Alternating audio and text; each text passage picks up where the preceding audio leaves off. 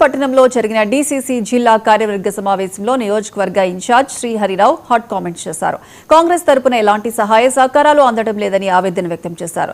స్థానిక బీజేపీ ఎమ్మెల్యేకే మంత్రులు సహకరిస్తున్నారని, ఈ విషయాన్ని గతంలో పీసీసీ దృష్టికి తీసుకువెళ్లామని అన్నారు.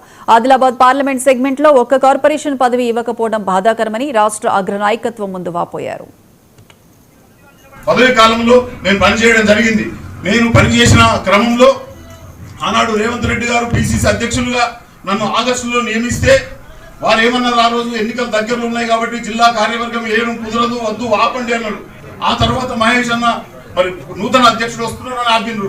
నూతన అధ్యక్షుడు గారు వచ్చినాక మా నుంచి కమిటీలు తీసుకున్నారు. కానీ ఏఐసిసి ఆదేశాల ప్రకారం మరి కాలయాపన జరిగి ఈ మధ్యనే అధ్యక్షులతో సహా మరి కార్యవర్గాన్ని నూతనంగా ప్రకటించడం జరిగింది. అంటే మేము కార్యవర్గం లేకుండానే మా జిల్లా అధ్యక్ష పదవి కాలం ముగిసిపోయిందని చెప్పి సందర్భంగా మీతో మనవి చేస్తూ మరి రాబోయే రోజుల్లో మీరు మేము మనమందరం కలిసికట్టుగా గట్టిగా పనిచేసి ఈ జిల్లాలో కాంగ్రెస్ పార్టీ విజయ పతాకాన్ని ఎగరవేసే విధంగా మనమంతా కృషి చేయాలని, మరి కాంగ్రెస్ పార్టీ ఏ స్థాయిలో ఉన్నటువంటి ఏ కార్యకర్తకు ఇబ్బంది వచ్చినా అవసరం వచ్చినా వేదిక మీద ఉన్నా మేమందరం కూడా సిద్ధంగా ఉన్నాం. ఎల్లవేళలా మీకు